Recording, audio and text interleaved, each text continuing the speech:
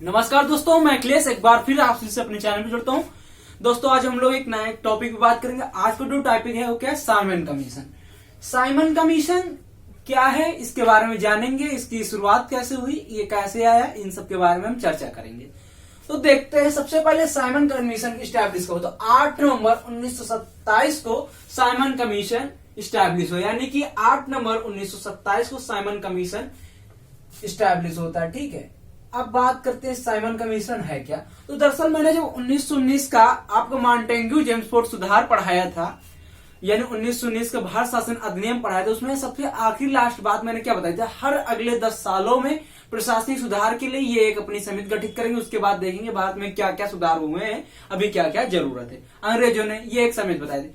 उसी के तहत 1927 में, अब हमें आना कब चाहिए था? 1929 में। कब आना चाहिए था? अब देखो, अगर 10 साल उन्होंने कहा था तो 1929 में आना चाहिए था। तो अब बात हो रही है कि 2 साल पहले क्या हो गया। तो देखिए इसकी बात करें, 1927 में साइमन कमीशन आता है। किसकी अध्यक्षता में आता है? Sir John Simon commission. इनके आगे लिख लो तुम जॉन साइमन। ठीक है, तो याद सर्वर न बताओ इनको। जॉन साइमन कमीशन अध्यक्षता में आता है। कौन सा? साइमन कमीशन, जिसका नाम हम दे देते हैं साइमन कमीशन। किसकी अध्यक्षता में? तो जॉन साइमन कमीशन। कब आता है? 8 नवंबर 1927 को। अब बात करती है तो 1929 में आना चाहिए। तो 2 साल पहले क्या क्या आ गया? तो देखो, उस समय ब्रिटेन में क्या था? 2 पार्टी थी, एक लेबर पार्टी थी और एक कंजरवेटिव पार्टी थी। कौन सी? Conservative party. ठीक है, और एक लेबर पार्टी थी। दरअसल जब ये साइमन कमीशन आया तो इस समय ये कंजरवेटिव पार्टी जो थी ये शासन कर रही थी ब्रिटेन पर। ठीक है, और उसके बाद अभी 1 साल के अंदर ही इन दोनों का इलेक्शन होना था। तो इसको लग रहा था कि इस बार मैं जीत नहीं पाऊंगी और लेबर पार्टी जीत जाएगी। ठीक है, यानी कंजरवेटिव पार्टी को, जो कंजरवेटिव पार्टी थी, इसको पूरा एहसास हो गया इस बार मैं जीत नहीं पाऊंगा, लेबर पार्टी जीत जाएगी। उसके बाद 1929 में झुक के बनेगा जाके और लेबर पार्टी पूरा क्रेडिट ले लेगी। ठीक है, जब 1919 में जो भी कमीशन बनेगा जाकर जिसकी अध्यक्षता में बनता, वो लेबर पार्टी अपना पूरा क्रेडिट ले। इसलिए इसने क्या किया? 2 साल पहले, यानी 8 साल में ही इसने क्या कहते हैं? साइमन कमीशन, जॉन साइमन की अध्यक्षता में भेज दिया साइमन कमीशन। ठीक है, कंजरवेटिव पार्टी ने अब साइमन भेज दिया। अब इस कौन से नाम से आया? साइमन कमीशन का। किसने भेजा? कंजरवेटिव पार्टी ने। ठीक है, इसीलिए 2 साल पहले भेज दिया। ठीक है, खाली ये अपना इलेक्शन जीतने के लिए। और भाई कोई भी सरकार है तो अपनी जनता को क्या दिखाएगी, क्योंकि वो 4 साल में तो कुछ करती नहीं बाहर। ठीक है, उसके आखिरी साल में जो भी करती वही सरकार को जनता को दिखाती कि हमने ये कर दिया है। ठीक है, इसीलिए इसको भी जीतना था, तो इसने अपने जीतने के लिए कुछ चाल चली। साइमन कमीशन 2 साल पहले भारत भेज दिया। ठीक है, तो साइमन कमीशन किसकी अध्यक्षता में था? जॉन साइमन की अध्यक्षता में था। कब आता? 8 नवंबर 1927 को स्टैब्लिश हो जाता है, यानी बन के तैयार हो जाता है। अब भारत कब आता? तो ये देखो, भारत आता है 3 फरवरी 1928 को। अब पूछो कि भैया क्वेश्चन कब बनेगा? तो अगर क्वेश्चन ये पूछ ले साइमन कमीशन भारत कब आता? 3 फरवरी 1928, ये तो ऑप्शन होगा। कभी कभी 1928 भी देखा है, लेकिन अगर साइमन कमीशन का पूछे साइमन कमीशन कब बना, तो 1927 ही लगा के आना। आप कभी भी 28 ना लगाना, वैसे 28 आएगा नहीं। अगर 28 आएगा तो 27 नहीं आएगा, 27 आएगा तो 28 नहीं आएगा, ये जान लो। लेकिन साइमन कमीशन कभी भी आया तो 1927, क्योंकि भैया 8 नवंबर 1927 को ही बन रहा है। लेकिन भारत में प्रवेश कब करता है? 3 फरवरी 1928 को। कहां पे? मुंबई में करता है। ठीक है, महाराष्ट्र। ठीक है, इतनी बात क्लियर हुई। अब बात करते हैं साइमन कमीशन। जो साइमन कमीशन है, इतने अपने सुझाव क्या दिए, तो ये बस आप ध्यान समझ लो। उसके बाद हम पूरी महाभारत सुना देंगे, पूरी कहानी सुना देंगे, आप सुन लेना। और उसके बाद आपका कुछ अगर नोट करने हो ना तो कर लेना। बस इतनी बातें ध्यान से देखनी। पहला सुझाव क्या दिया इसने?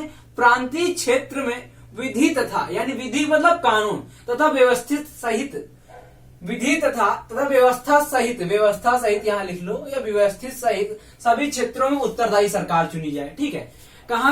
प्रांतीय क्षेत्र में, यानी प्रांतीय स्तर में जो राज्य थे, राज्य क्षेत्र में क्या हो? विधि यानी कानून तथा व्यवस्था सहित, यानी कानून तथा व्यवस्था सहित क्षेत्रों में, सभी क्षेत्रों में उत्तरदायी सरकार चुनी। यानी जितने भी प्रांत थे, जितने भी ब्रिटिश प्रांत थे, उस समय क्या?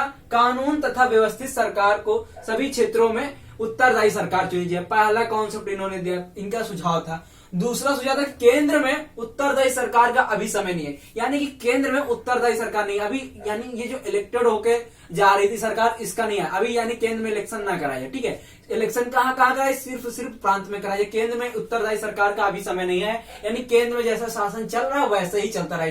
ठीक है, उसके बाद केंद्रीय विधानमंडल को पुनः गठित किया जाए, केंद्रीय विधानमंडल को पुनः गठित किया जाए। ध्यान दीजिएगा, केंद्रीय विधानमंडल को हटा दिया गया था, उसके अब मुझे आप बताइए कमेंट बॉक्स में किस में हटाएगा, किस चार्टर एक्ट द्वारा हटाएगा। ठीक है, आप बताइएगा। उसके बाद ध्यान दीजिए, तीसरी बात इन्होंने क्या बताया, केंद्रीय विधानमंडल को पुनः गठित किया जाए जिसमें संघीय भावना को अनुसरण किया जाए, संघीय भावना का अनुसरण किया जाए तथा इकाई की जो भावनात्मक क्रिया थी उसको हटा दिए। यानी संघाई का मतलब क्या है, फेडरल सिस्टम की भावना का अनुसरण किया, यानी कि जो अच्छा संघाई का मतलब समझते हो ना, एक केंद्र हो गया, उसके बाद प्रांत हो गया, और जो तीसरी आ रही है आपकी कौन सी हो रही, नगर निगम वाली, जैसे हो गई नगर पंचायत हुई। ठीक है, नगर निगम नगर पंचायत आप समझ सकते हो। ठीक है, नगर पंचायत कह लो तो ज्यादा ही सही है, लोकल बॉडी। ठीक है, नगर पंचायत ये आपका फेडरल सिस्टम, क्योंकि अगर हम देखें तो गांधी जी का सपना था फेडरल, 1935 का अधिनियम आया, वैसे ही हमने अपने भारत में उठा लिया नगर पंचायत। अरे ग्राम पंचायत यार वही है, नगर पंचायत इसको हम ग्राम पंचायत लिख दे रहे हैं। ठीक है, वही है।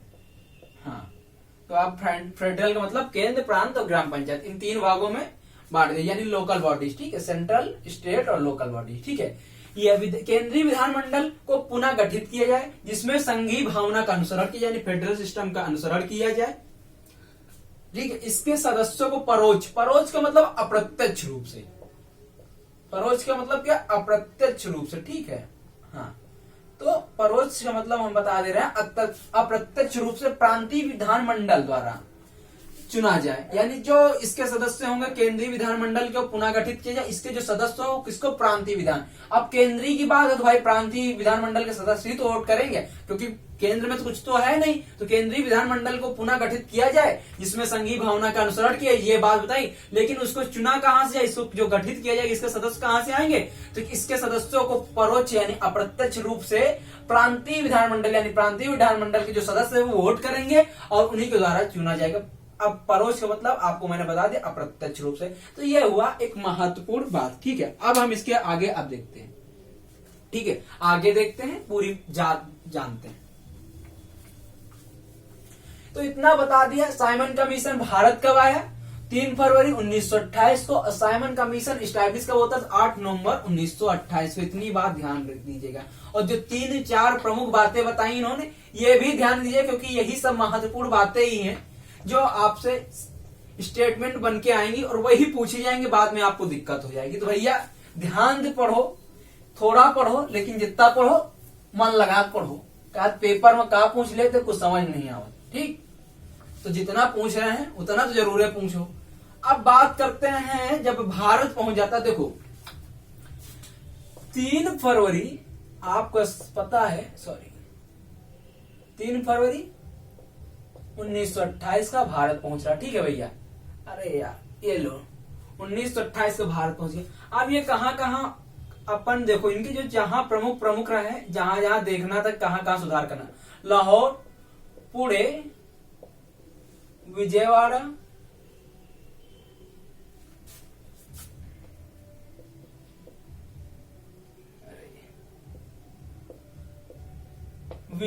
और लखनऊ।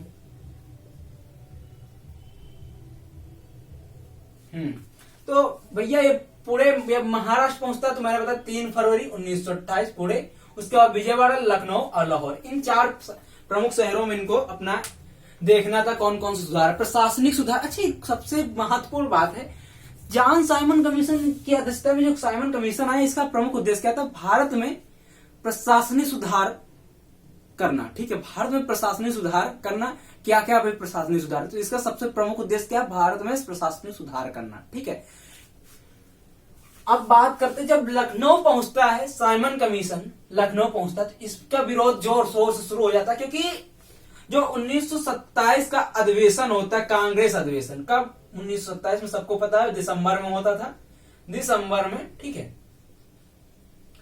तो कहां हुआ था, मद्रास में हुआ था।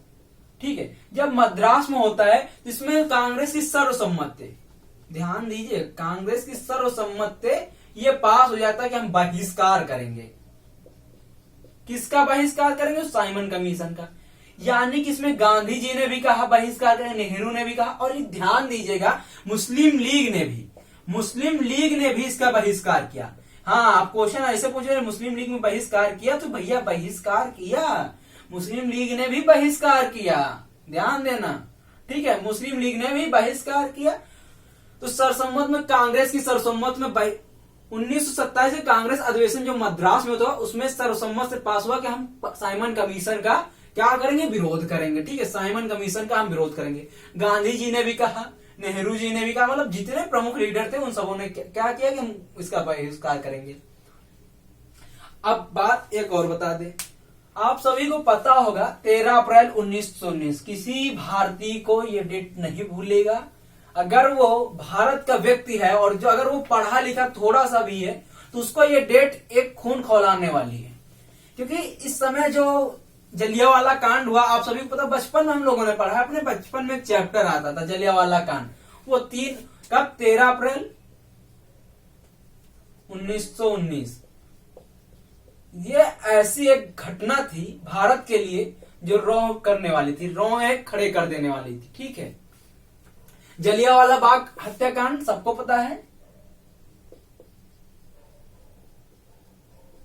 बाग कांड। ठीक है, इसके बाद इसी के विरोध में क्या करते गांधी जी? असहयोग आंदोलन करते हैं।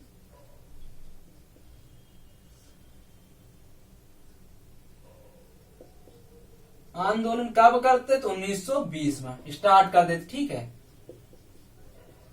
अब ठीक है, गांधी जी इसमें क्या कहते हैं? अब हम अंग्रेजों से कुछ भी नहीं लेंगे, उनकी शिक्षा भी नहीं लेंगे, उनका कपड़े भी नहीं लेंगे, उनसे कुछ भी नहीं लेंगे, हम सब उनको जितने भी हैं सब असहयोग करेंगे, उनका हम सपोर्ट नहीं करेंगे।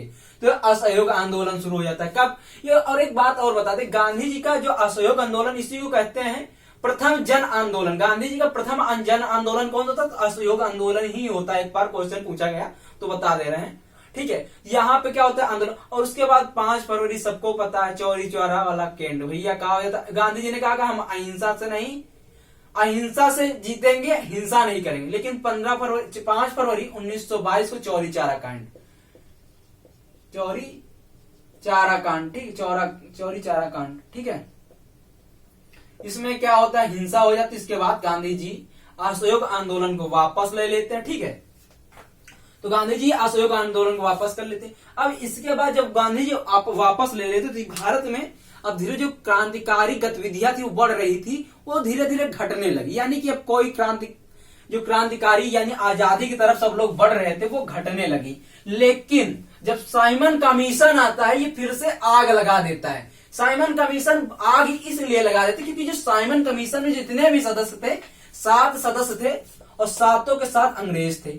7 सदस्य, 7 के 7 अंग्रेज के। अब साइमन कमीशन आया क्या खातिर था? भारत में प्रशासनिक सुधार करने के लिए। और भैया जब मैं आप ही बताओ, जब एक भी भारतीय नहीं होगा तो क्या ये भारत के पक्ष में कभी काम करेंगे? कभी नहीं करेंगे। क्योंकि जो 7 सदस्य रहे, 7 तो 7 अंग्रेज, एक भी काला आदमी रही बनी, एक भारतीय रहे नहीं, तो अंग्रेज भारत के पक्ष में कहा करते हैं? कुछ ना करिए, वो तो अपने नियम से हिसाब से बना के चले जाइए हैं, फिर हम लोग झेलब। तो भैया यही ले विरोध शुरू हुआ। और ये कई क्रांतिकारी, जिसमें लाला लाजपत राय, भैया बहुत बड़े नाम, लाला लाजपत राय की मृत्यु हो जाती, लाला लाजपत राय जी की मृत्यु हो जाती। अब इनकी बात बताएं, क्रांतिकारी विरोध। ठीक है, अब हम देखेंगे साइमन कमीशन का विरोध। ये तो पूरा इतिहास था, अब साइमन कमीशन का विरोध देखते हैं। जब ये लखनऊ पहुंचता है, लखनऊ, तो इसमें क्या होता? पंडित जवाहरलाल नेहरू यानी पीटी नेहरू, ध्यान समझ जाना, ठीक है, पीटी नेहरू और गोविंद वल्लभ पंत, जीवी पंत, इन सब लोगों को भैया बहुत आक्रमण, यहाँ लाठीचार्ज होती है। ठीक है, जब लखनऊ पहुंचा ये लोग विरोध करते थे, इसके बाद यहाँ लाठीचार्ज होती है। पंडित जवाहरलाल नेहरू को काफी ज्यादा चोट आ जाती, जबकि जीवी पंत, जो गोविंद वल्लभ पंत, ये तो अपंग हो जाते हैं यार, अपंग हो जाते हैं। मतलब समझ सकते हो ना कितनी इन लोगों ने पीड़ा सही अपने आजादी के लिए। आप लोग फील करो तो कितना अजीब सा लगता है यार, कितनी पीड़ा। यहाँ हम लोग ठंडी में निकलते नहीं है, देखो कितनी पीड़ा सह रहे हैं, अपंग हो गए। ठीक है, उसके बाद जब ये, ठीक है, ये आपने यानी कि गोविंद वल्लभ पंत और पंडित जवाहरलाल नेहरू लखनऊ का अधिवेशन, जब लखनऊ पहुंचता है साइमन कमीशन, तो वहां पे लाठीचार्ज होती है, अपंग हो जाती पंडित जवाहरलाल नेहरू को काफी गंभीर चोट लगती। जब अब क्या होता है, 30 अक्टूबर की बात आती, 30 अक्टूबर 1928, 30 अक्टूबर 1928 का हो रहा है। यह कहां पहुंच रहा है, लाहौर। लाहौर में इसका सामना कर रहे हैं, कौन कर रहा है, लाला लाजपत राय। अच्छा, इस समय इनके साथ कौन जुड़ जाता है, तो भगत सिंह, सुखदेव, गुरुदेव, ये सब जुड़ जाते हैं। ठीक है,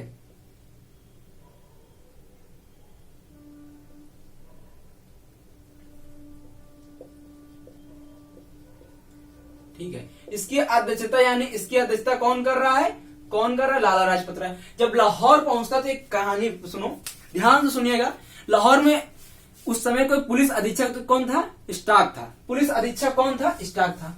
स्टाक का था पुलिस अधीक्षक था। ठीक है, पुलिस अधीक्षक, क्योंकि जब ये लाहौर से गुजर रहा था तो यहाँ पे काफी ज्यादा भीड़ थी, लाला लाजपत राय सपोर्टर काफी थे, बहुत ज्यादा भीड़ थी।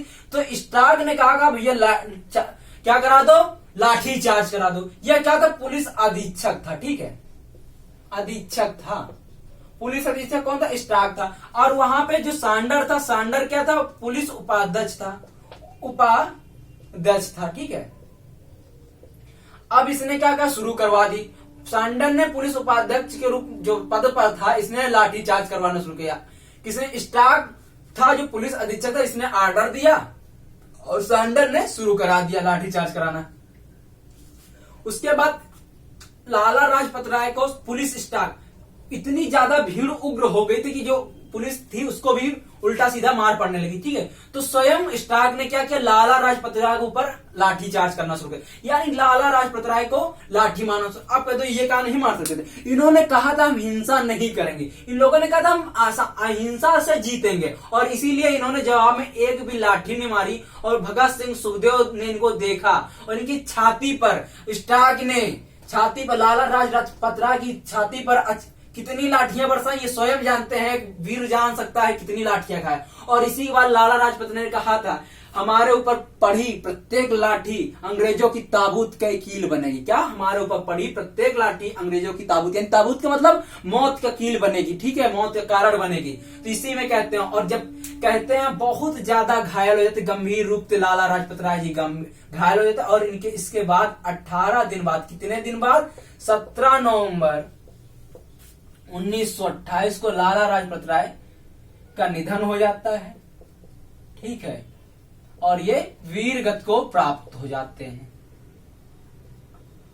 इसी के बाद कहानी, अब इन्होंने देखो, इसी बाद वीर गति को प्राप्त किया लाला लाजपत। अब बात करते हैं भगत सिंह, सुखदेव, दुर्गावती भाभी, सभी को पता होगा दुर्गावती भाभी, इन सब लोगों ने क्या किया कि अब हमें बदला लेना है। तो बम असेंबली कांड आप सभी लोगों ने पढ़ा होगा, जिन लोगों ने नहीं पढ़ा तो अगला टॉपिक हमारा यही होगा, बम असेंबली कांड। उसके बाद हम आपको 1935 का अधिवेशन बताएंगे, लेकिन उसकी कहानी हम इसके पहले बता देंगे।